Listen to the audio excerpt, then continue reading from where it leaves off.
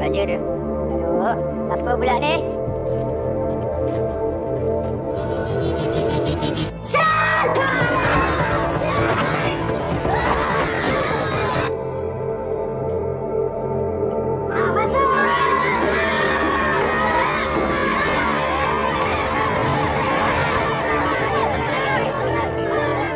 Oke, film yang berjudul Wira ini rilis pada tahun 2019. Wira yang berarti pahlawan. Film yang berasal dari Malaysia ini dibintangi oleh Khairul Ajrin sebagai Hasan dan juga bintang Indonesia Yayan Ruhian sebagai Iprit. Film ini menceritakan tentang pria bernama Hasan yang pulang kampung. Setelah beberapa tahun ia pergi untuk menjadi seorang tentara pasukan khusus. Tujuan ia pulang untuk mengajak ayah dan adiknya untuk pergi dari kampung itu, yang dimana tempat itu sudah lama dikuasai dan ditindas oleh seorang mafia. Jangan lupakan udud dan kopimu. Film diawali dengan diperlihatkannya dua orang wanita yang sedang bertarung di atas ring. Dan wanita berambut pendek itu bernama Zain, sedangkan yang panjang bernama Vi.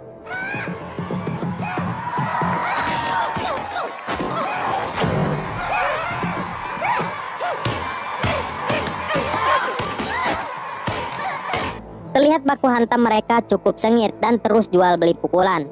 Namun di tengah pertarungan itu tiba-tiba Vi melakukan kecurangan dengan mengeluarkan jarinya dan melibas mata Zain, yang membuat Zain kelilipan dan mendapatkan pukulan telak.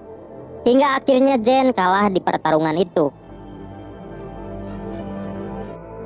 Setelah itu kita diperlihatkan dengan seorang pria yang bernama Hasan yang sedang dalam perjalanan menuju rumahnya. Ia adalah mantan seorang tentara khusus yang baru saja pensiun dari pekerjaannya itu, yang dimana kita tahu waktu dulu ia adalah seorang petarung yang tidak pernah kalah, yang kini namanya melegenda di kampungnya. Di tengah perjalanan ia dihadang oleh seorang polisi. Setelah diinterogasi ternyata polisi itu adalah sahabat dekatnya. Ia bernama Bun. Dan bisa kita ketahui Bun juga sama seperti Hasan. Dulunya mereka berdua adalah anak buah dari seorang bos mafia bernama Raja. Setelah itu mereka berdua mampir ke tempat makan dan mengobrol di sana. Di tengah perbincangannya itu terlihat ada dua orang yang sedang adu mulut, hingga akhirnya mereka baku hantam. Meski di awal Hasan dan Bun sempat mengabaikannya, tapi akhirnya ia membawa kedua orang itu ke dalam mobil untuk diamankan.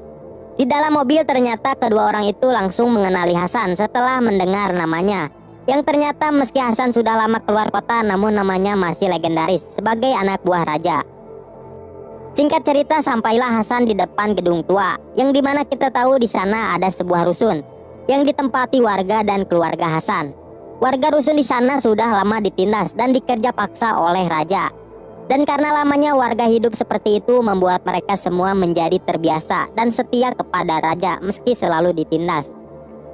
Saat sampai di rumahnya ia bertemu dengan adiknya yang bernama Zain yang sebelumnya ada di scene pertama. Tetapi kedatangannya itu tidak disambut hangat oleh adiknya, yang dimana kita tahu Zain masih marah kepada Hasan karena telah meninggalkannya. Tidak lama setelah itu datang ayahnya yang bernama Munas, yang terlihat bahagia dengan kedatangan anaknya. Lalu cerita beralih ke flashback waktu dulu, yang dimana saat itu warga rusun yang tinggal di sana hampir saja digusur oleh pemerintah. Namun untungnya ada seseorang yang membeli tanah itu, yang tak lain adalah raja. Dan dia memberikan mereka semua tempat tinggal dan pekerjaan. Tapi ternyata warga itu malah dijadikan budak, dan bahkan tidak ada yang bisa lepas dari genggaman raja. Oke, kita lanjut ke cerita. Kemudian di sini Hasan mengajak ayahnya untuk pergi dari tempat itu dan membeli sebuah rumah di kota Macang. Tetapi ayahnya itu menolak karena Zain masih mempunyai hutang kepada raja. Dan karena itu ia terpaksa bekerja di pabrik miliknya agar hutang Zain bisa lunas. Malam harinya kita diperlihatkan dengan Hasan yang pergi untuk menemui raja. Alasannya karena ia akan bernegosiasi agar diberikan keringanan hutang adiknya. Di sana ia bertemu dengan orang yang bernama Najmi. Ia adalah anak dari warga rusun itu. Lalu Hasan menyuruh Najmi untuk keluar dari pekerjaannya sebagai anak buah raja. Tapi bukannya mendengar nasihat Hasan, ia malah menghina adik Hasan bekerja sebagai pelacur. Hingga akhirnya mereka berdua hampir baku hantam setelah Hasan membalas hinaan itu dengan mengungkit kematian kakak Najmi karena narkoba. Tidak lama kemudian datanglah tangan kanan raja yang bernama Iprit. Yang ternyata itu si Mad Dog cuy, biar greget.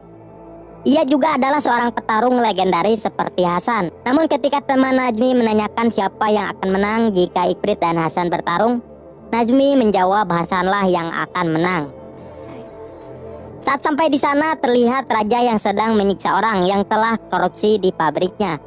Dan kedatangan Hasan pun disambut hangat oleh raja, yang ternyata meski sudah lama pergi, Hasan masih disegani oleh raja. Tetapi permintaannya itu tidak sepenuhnya diterima karena raja menginginkan Zain untuk langsung menemuinya.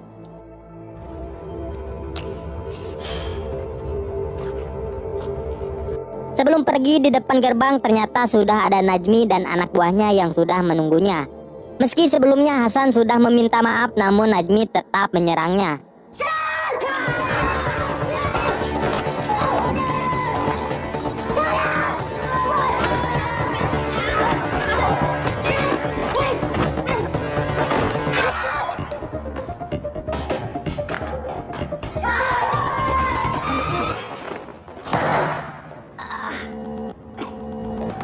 Terlihat anak buah Najmi yang terus berdatangan, namun Hasan terlihat santuy dan bisa mengalahkan mereka.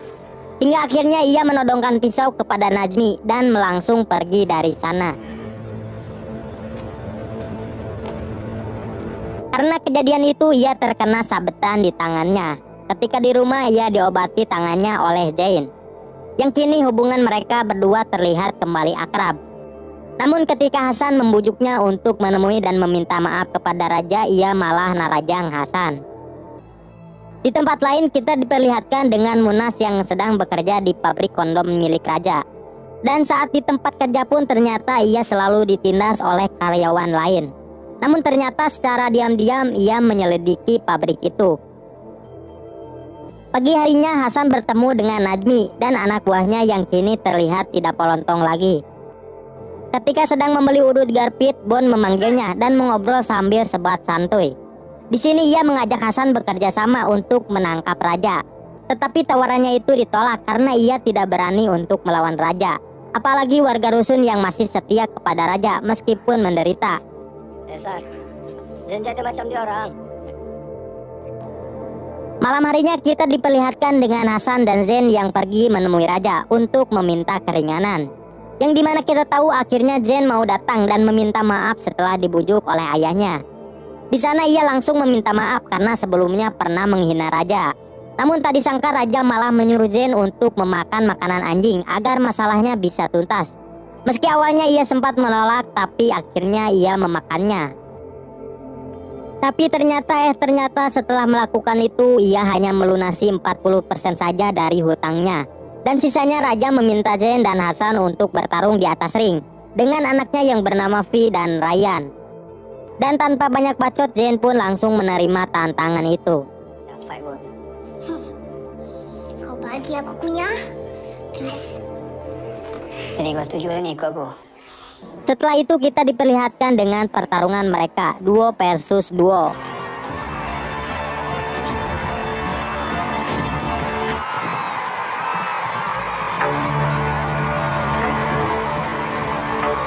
Dan terlihat di awal pertarungan Hasan yang terlihat gugup untuk membantai mereka, apalagi terlihat Pi yang menggodanya. Hingga akhirnya ia mulai enjoy dan baku hantam.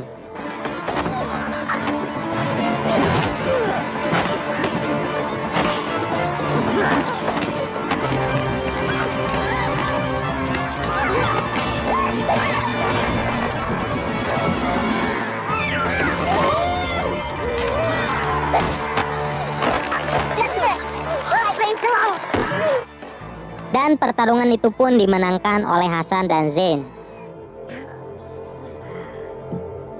Namun ketika di perjalanan pulang, Hasan menyadari ada orang yang mengikutinya.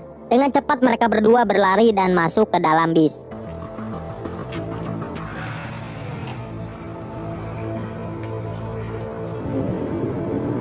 Namun ternyata di dalam mobil itu sudah ada Vi dan Ryan yang sudah menunggunya untuk balas dendam.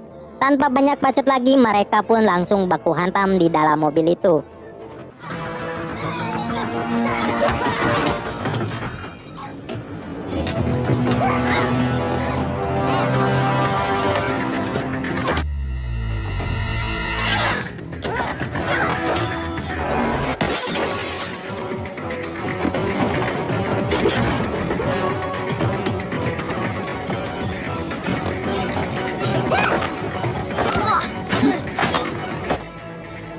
Di dalam pertarungan itu Ryan tewas tertusuk oleh anak buahnya sendiri. Dan karena kematian adiknya itu membuat Vi sedih dan langsung mengendalikan bis itu untuk ditabrakkan ke tiang listrik.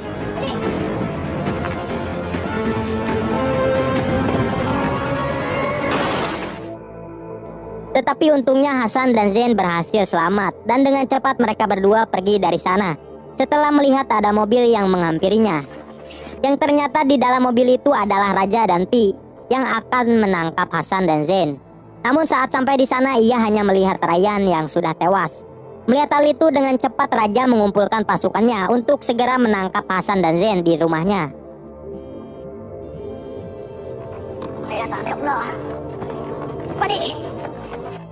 Dan Munas yang telat mengangkat telepon dari Hasan, ia melihat rusun itu sudah dikepung banyak orang. Karena tidak ada pilihan lain, ia lalu mengambil goloknya dan menunggu di dalam rumah. Sebelum dieksekusi, di sini terjadi perbacotan dulu dengan Raja, hingga akhirnya ia dikeroyok dan diikat di sana.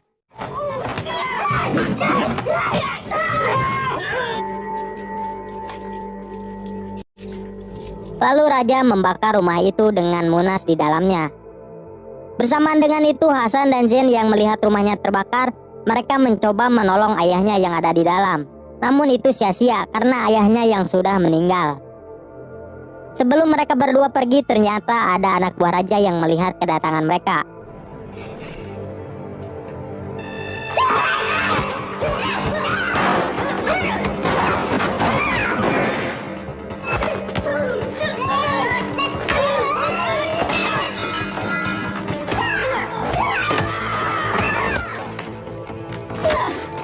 Hingga akhirnya Hasan dan Zain mampu menghadapi mereka semua. Namun di sini mereka berdua berpisah karena Zain yang pergi untuk menemui Raja, sedangkan Hasan harus menghadapi anak buah Raja yang menunggunya di bawah.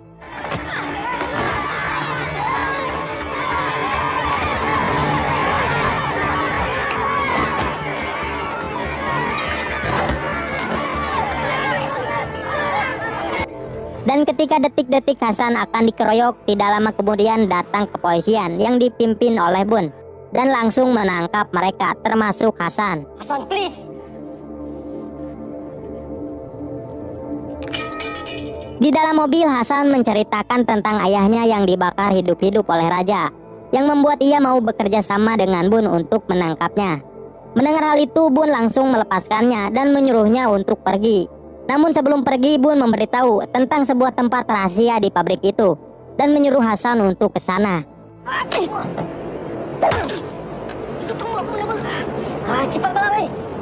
Di tempat lain kita diperlihatkan dengan Zain yang sedang baku hantam dengan orang yang pernah mengganggu ayahnya. Tidak lama setelah itu Hasan datang ke sana dan langsung menghampirinya.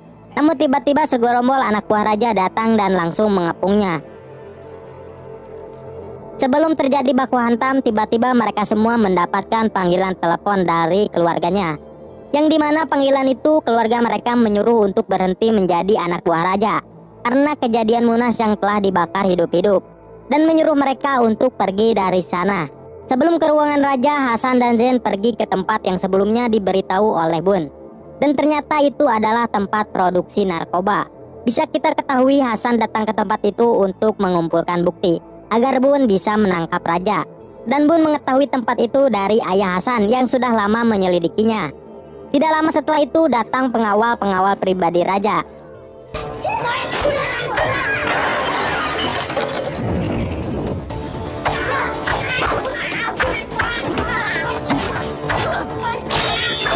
Tapi karena baku hantam itu membuat barang-barang di sana bocor dan terbakar. Dengan cepat mereka berdua keluar dari sana. Setelah itu Hasan dan Zain melanjutkan perjalanannya lagi. Tetapi mereka dihadang oleh Ifrit dan Pi yang sudah menunggunya. Dan tanpa banyak bacot mereka berdua langsung bayuan.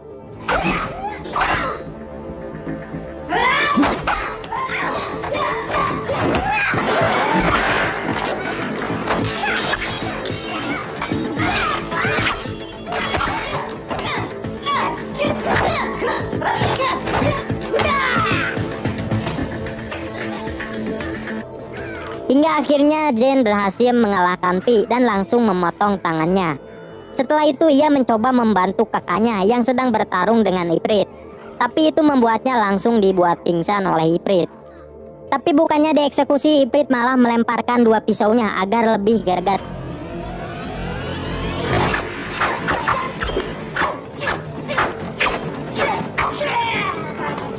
Dan baku hantam itu berhasil membuat Hasan tumbang dan tidak bisa lagi bangkit.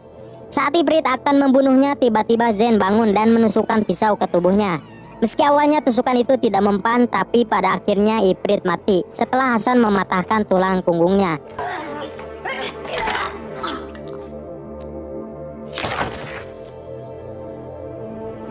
Lalu mereka berdua pergi ke ruangan raja, dan saat sampai di sana raja sudah siap dan menembakkan senjata. Melihat hal itu, Hasan memakai strategi seorang tentara. Ia membawa Starvo untuk dijadikan tameng, yang dimana saat raja menembak tameng itu keluarlah gas dan membuatnya tidak bisa melihat. Dan akhirnya ia berhasil menghajarnya hingga pingsan. Tetapi saat akan membunuhnya, ia teringat dengan tujuannya untuk memasukkan raja ke penjara. Sebelum keluar dari sana, Hasan menyuruh adiknya untuk pergi keluar kota agar tidak terlibat atas kejadian ini. Lalu ia menyeretnya keluar dari pabrik itu. Saat di luar pabrik sambil menyeret raja, ternyata di sana sudah ada banyak orang, termasuk para kepolisian. Lalu ia menyerahkan raja termasuk dirinya kepada Bun, dengan syarat tidak menyangkut pautkan adiknya atas kejadian ini.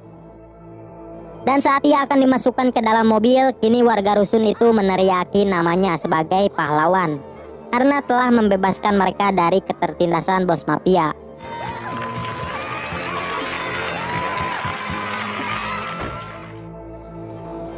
Sebelum film selesai, kita diperlihatkan dengan Zen yang kini menjadi anggota tentara, dan film pun selesai.